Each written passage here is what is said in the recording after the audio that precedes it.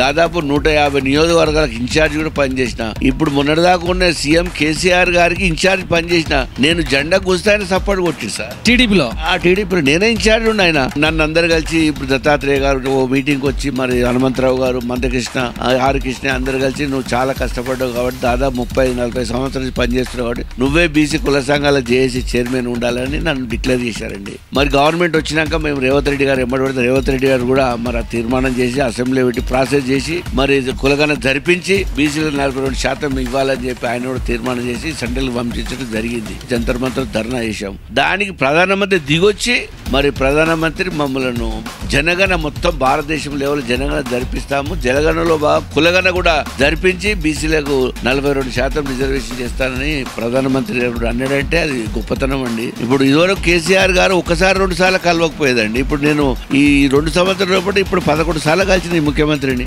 రేవంత్ 11 సార్లు కలిసింది. ఏ సమస్య ఉన్నా చెప్పుకోవచ్చు తమ్ముడు, చెప్పండి మీరు చెప్పండి బ్రదర్ అని చెప్తుండే మేము అడుగుతున్నాం. 60 సంవత్సరాలు తెలంగాణ కోసం పోరాడుతూ వచ్చింది. కానీ బీసీలకు మరి రాజ్యాధికారం ఎన్ని సంవత్సరాలు పడుతుందో అని అంటారు. ఇది ఎట్లా చూడాలి సార్? ఇప్పుడు నాకైతే దుమారంలా వచ్చిందండి. ఎందుకంటే ఇప్పుడు బీసీలు అటు ప్రధానమంత్రి కానీ ప్రతిపక్షాలు కానీ మాకు పెద్దపీట వేస్తున్నారు. ఏ పార్టీ కొమ్ము గాయడం లేదు. మాకు బీజేపీ అయినా, కాంగ్రెస్ అయినా, టీఆర్ఎస్ అయినా, బీఆర్ఎస్ అయినా, ఏ పార్టీ అయినా మాకు ఒకటే.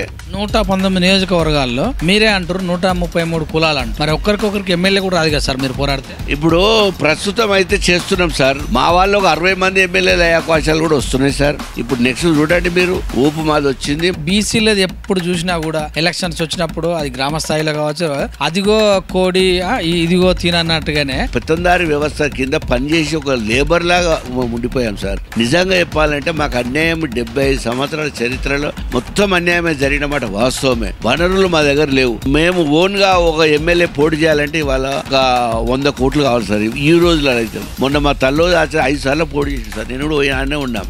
అయితే ఎంత కష్టపడ్డా కానీ కాలేడు. ఎందుకంటే వాళ్ళు వచ్చి ఒక్కటేసారి మన గద్దె తన్నుకపోయినట్టు తన్నుకపోతారండి. డబ్బులునే వాళ్ళ దగ్గర. ఒక ఓటుకు ఒక 10,000 ఇవ్వమంటే ఇచ్చే శక్తి ఉందండి వాళ్ళకు.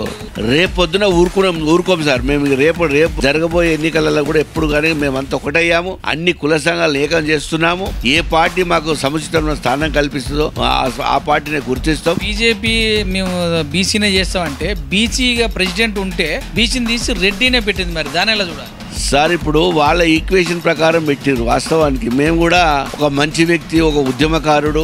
ఇప్పుడు టీఆర్ఎస్ బీఆర్ఎస్ కి వస్తే కూడా వర్కింగ్ ప్రెసిడెంట్ లన్నా బీసీలకు ఇవ్వాలని కూడా అడుగుతున్నాం సార్. మొన్న వరంగల్ జరిగిన మీటింగ్ లో 300 కోట్లు ఖర్చు పెట్టి ఒకే ఒక్కడు ఒక ½ అన్ అవర్ మాట్లాడి తప్ప ఏం లేదన్న పస్సా. అంటే మీ సంఘాలు కూడా ఒక పార్టీకి ఒత్తాసు పలుకుతున్నాయని కూడా వినబడి దీని ఎలా చూడాలి? ఇప్పుడు అది తప్పు సార్ వాస్తవానికి.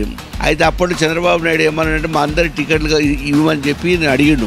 నాకు అడిగిండు, కొంతమంది ఒడ్డర సంఘపరులకు, నాయ బ్రాహ్మణులకు, రజకులకు అందరికి అడిగినమాట వాస్తవమే. అప్పుడు ఎవరికి ఏను టికెట్లు ఆర్ కృష్ణకి ఒకరికి ఇస్తే ఆయన సీఎం చేస్తే గెలిస్తే సీఎం చేసిన తర్వాత బీసీలనే రాజ్యం అవుతుందని చెప్తే మేము ఒప్పుకున్నామండి. ఆయన మేము ఏ పార్టీ నుంచి చుట్టలేమండి. మేము ఇప్పుడు ఆర్ కృష్ణ లాగా పార్టీలో మేము పోలేదండి. నేను కానీ మా జాదులో కానీ మేము ఉన్న గ్యాంగ్ మొత్తం మేము మాత్రం అన్ని పార్టీల సమాన దృష్టితో చూసుకుంటాం. మనిషి వ్యక్తిగతం అంటే పర్వాలేదు. ఒక పార్టీ నుంచి మొదటి నుంచి అంటే బీసీ ఉద్యమం నేత అంటే మొదటి నుంచి కూడా బీసీలు అన్న వ్యక్తిని అట్లా చేసి తర్వాత కూడా మళ్ళీ మీరు ఢిల్లీలో ధర్నా చేస్తే కూడా మొన్న ఢిల్లీలో కావాలంటే కూడా కాంగ్రెస్ మీ వెనకనే ఉన్నదన్నట్టు కూడా నడిచింది. దీనిలో కాంగ్రెస్ ఎందుకంటే మా బీసీలను ఒక 60 మందిని అసెంబ్లీ తీసుకుపోవాలనే తపనతోటి మా పోరాటం ఉంది. 42% మేము ఇస్తున్నప్పుడు బీజేపీ కానీ కేంద్రంలో బీజేపీ వచ్చినా కూడా మేము ఇస్తామని చెప్పలేదు రేవంత్ రెడ్డి. సో మరి అలాంటప్పుడు మేము ఈ అసెంబ్లీలో చేసి పంపించామంటే రేవంత్ రెడ్డి చేతిలో ఉన్నదే కదా, ఆటోమేటిక్ ఇంప్లిమెంట్ చేయొచ్చు. అంటే ఆయన సీఎం గా ఉన్నాడు కనుక ఈ సీట్లు బీసీలకే ఇవ్వాలని ముందుగా చెప్పొచ్చు కదా, చట్టం కాకుండా కూడా. మరి చట్టం కాకుండా చేస్తామని బీసీలు ఏదైతే రిజర్వేషన్ అనగానే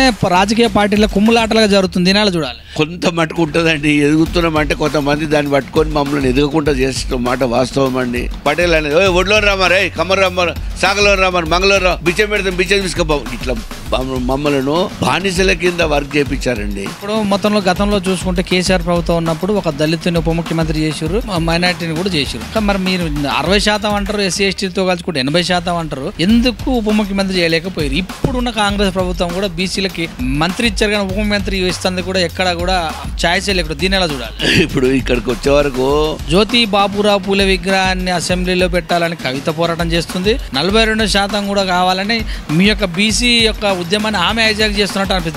ఇప్పుడు కవితమ్మ మాటలకు వస్తే చాలా తప్పండి. ఆమె విజ్ఞతకే వదిలేయాలి. ఎందుకంటే ఒక మా కేసీఆర్ గారి బిడ్డే కాబట్టి. మరి ఈ తల్లి మరి ఇప్పుడు మా నాన్ననే జాతి పిత అనడం మాత్రం చాలా తప్పది. అది మేము పూర్తిగా ఖండిస్తున్నాము.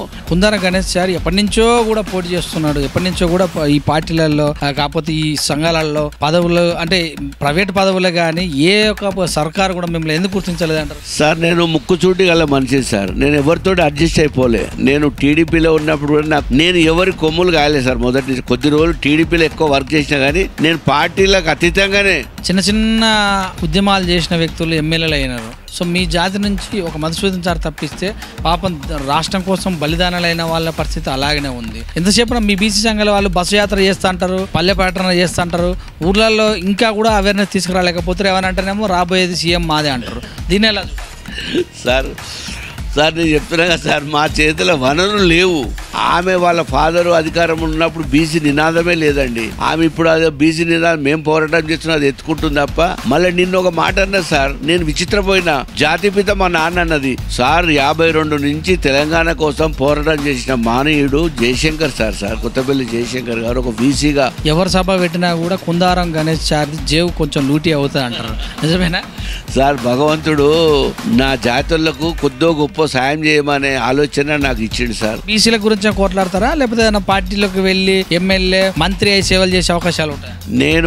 నేను మాత్రము ఇప్పుడు నాకు అవకాశం వచ్చినా గానీ నువ్వు మా పార్టీలో రా, మేము మీకు అవకాశం ఇస్తామని అన్నారు. అంటే నాకు అవసరం లేదు, నా ఒక్కడి కాదు, నాతో పాటు 50% ఇస్తామని ఇవ్వండి, అప్పుడు వస్తామని చెప్పాం సార్. సో ఒక పార్టీలో అంటే వాళ్ళు పెట్టుకున్న పార్టీలు బీజేపీ అంటే అగ్రవర్ణాల పార్టీ అంటారు, బీఆర్ఎస్ కూడా అగ్రవర్ణాల పార్టీ అంటారు, కాంగ్రెస్ అన్న కూడా అగ్రవర్ణాల పార్టీ అంటారు. సో మరి అగ్రవర్ణాల పార్టీలో వాళ్ళు పెట్టుకున్న పార్టీలో మీ వాళ్ళ సీఎం కాదు, మీరే ఎందుకు ఒక పార్టీ పెట్టలేకపోతున్నారు? సార్ పెడుతున్నాం సార్, అది కూడా ప్రయత్నం జరుగుతున్నాయి.